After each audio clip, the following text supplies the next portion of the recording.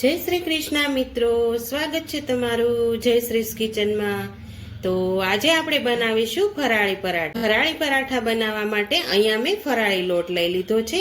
અહીંયા મેં 1 વાટકા જેટલો ફરાળી લોટ લઈ લીધો છે। હવે તેને આપણે એક બાઉલમાં એડ કરી દેશું। તો અહીંયા મેં ફરાળી લોટ બાઉલમાં એડ કરી દીધો છે। હવે આમાં આપણે બધા જ મસાલા એડ કરી દેશું। જો તમે આ રીતે ફરાળી પરાઠા બનાવશો ને તો તમે વ્રત કે ઉપવાસ કે શ્રાવણ મહિનાના એકટાણા કરતા હશો ને તો પણ તમે આ પરાઠા ખાઈ શકો છો। તેવા એકદમ મુલાયમ અને સ્પંજી બનીને તૈયાર થાય છે। તો ચાલો આપણે બધા મસાલા તેમાં એડ કરી દેશું। તેમાં આપણે અડધી ચમચી જેટલી હળદર એડ કરીશું। સ્વાદ પ્રમાણે આપણે નમક એડ કરી દેશું। અહીંયા મેં ફરાળી નમકનો ઉપયોગ કર્યો છે। હવે 1 ચમચી જેટલું આપણે ધાણા જીરું પાવડર એડ કરીશું। તેમાં આપણે 1 વાટકી જેટલા લીલા ધાણા લીધા છે તે પણ આપણે તેમાં એડ કરી દઈશું। હવે તેમાં આપણે 1 ચમચી જેટલા તલ એડ કરવાના છે। અહીંયા મેં સફેદ તલ લીધા છે 1 ચમચી જેટલા, તે પણ એડ કરી દઈશું। 1 ચમચી જેટલો મેં અહીંયા આદુ મરચાંની પેસ્ટ તૈયાર કરી લીધી છે તે પણ આપણે એડ કરી દઈશું। જો તમે આ રીતે બધા જ મસાલા એડ કરીને બનાવશો ને તો ખૂબ સરસ આ પરાઠા બનીને તૈયાર થાય છે। હવે તેમાં આપણે 1 ચમચી જેટલું તેલ એડ કરવાનું છે। આપણે તેમાં તેલ જાજુ એડ નથી કરવાનું। હવે આ બધા જ મસાલાને એકદમ સરસ રીતે આપણે મિક્સ કરી લેશું। અહીંયા હું લાલ મરચું પાવડર એડ નથી કર્યું, મેં અહીંયા લીલા મરચાંનો ઉપયોગ કર્યો છે। તમારે જો લાલ મરચું એડ કરવું હોય તો તમે તે પણ એડ કરી શકો છો। તો આ રીતે આપણે મસાલા બધા જ સરસ રીતે મિક્સ કરી લેશું। તો અહીંયા આપણા મસાલા એકદમ સરસ રીતે મિક્સ થઈ ગયા છે। તો અહીંયા આપણે ફરાળી લોટ સરસ રીતે મિક્સ કરી લીધો છે। હવે તેમાં આપણે લોટ બાંધવા માટે અહીંયા મેં મીડિયમ સાઈઝના 4 બટેકા બાફીને લઈ લીધા છે। હવે આપણે અત્યારે બટેકાને એકદમ સરસ રીતે છીણ કરીને એડ કરવાનું છે। તો આ રીતે મેં અહીંયા ખમણી લઈ આ રીતે આપણે તેને છીણ કરી લઈશું। અત્યારે તો આપણે બટેકા અંદર એડ કરીને જ લોટ બાંધવાનો છે। જો આપણે પાણીની જરૂર પડશે તેટલું જ આપણે પાણીનો ઉપયોગ કરવાનો રહેશે। તો અહીંયા આપણે બટેકા એકદમ સરસ રીતે છીણી લીધા છે। હવે આપણે તેનો લોટ બાંધી લઈશું।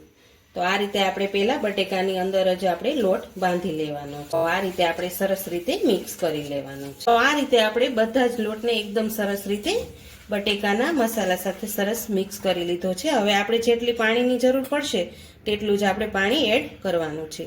અહીંયા હું થોડું પાણી આ રીતે એડ કરતી જાઉં છું અને લોટ બાંધી લેવાનો છે। તો અહીંયા આપણો લોટ એકદમ સરસ રીતે ફરાળી લોટ બંધાઈને તૈયાર થઈ ગયો છે। અહીંયા મારે ખાલી 3 થી 4 ચમચી જેટલું જ પાણીની જરૂર પડી છે।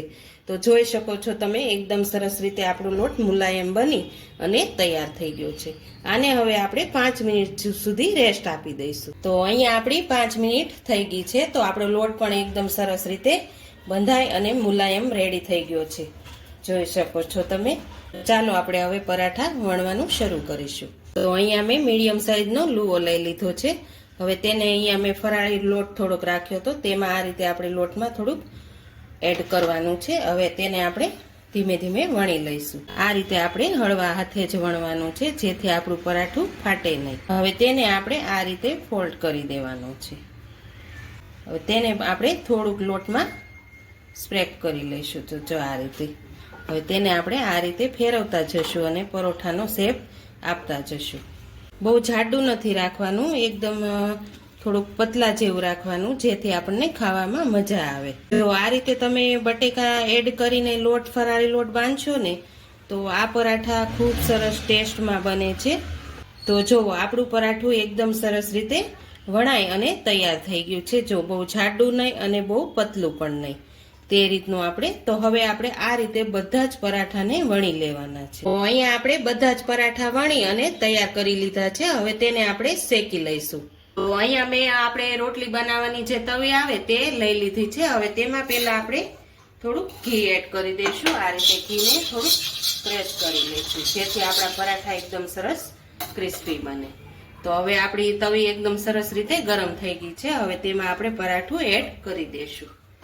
તમારે જો તેલમાં શેકવું હોય તો તેલમાં પણ શેકી શકો છો। અત્યારે હું આ પરાઠા ઘીમાં શેકું છું। તો આ રીતે આપણે થોડું ઘી એડ કરતા જશું અને પરાઠાને એકદમ સરસ રીતે શેકી લેવાનું છે। તો અહીંયા આપણું એક પડ શેકાઈને તૈયાર થઈ ગયું છે। તો હવે આપણે તેને પલટાવી લઈશું। તો આ રીતે જો આપણે થોડું બ્રાઉન કલરનું થવા દેવાનું છે। તો એકદમ સરસ ટેસ્ટ આવશે. તો અહીંયા આપણું પરોઠું એકદમ સરસ રીતે શેકાઈ ગયું છે. તમે જોઈ શકો છો એકદમ સરસ ઉપરથી બ્રાઉન કલરનું થઈ ગયું છે. તો હવે આપણે આ રીતે બધા જ પરાઠાને શેકી લેવાના. તો અહીંયા આપણા પરાઠા શેકાય અને તૈયાર થઈ ગયા છે. તો આ પરાઠા તમે દહીં સાથે અથવા ચા સાથે કે તમે બટેકાની સૂકી ભાજી બનાવી હોય તો પણ તમે આ પરાઠા તેની સાથે લઈ શકો છો. પણ આ પરાઠા દહીં સાથે ખાવાની ખૂબ મજા પડી જાય છે. નાના મોટા સૌને ભાવે તેવા ફરાળી પરોઠા આપણા તૈયાર થઈ ગયા છે. તો જો તમને મારી આજની રેસીપી પસંદ આવી હોય તો મારા વિડીયોને લાઈક કરજો, વધુમાં વધુ શેર કરજો અને હજુ સુધી મારી ચેનલને સબસ્ક્રાઈબ ન કરી હોય તો પ્લીઝ સબસ્ક્રાઈબ કરી દેજો ને કોમેન્ટ કરીને કહેજો કે ફરાળી પરાઠા તમને કેવા લાગ્યા.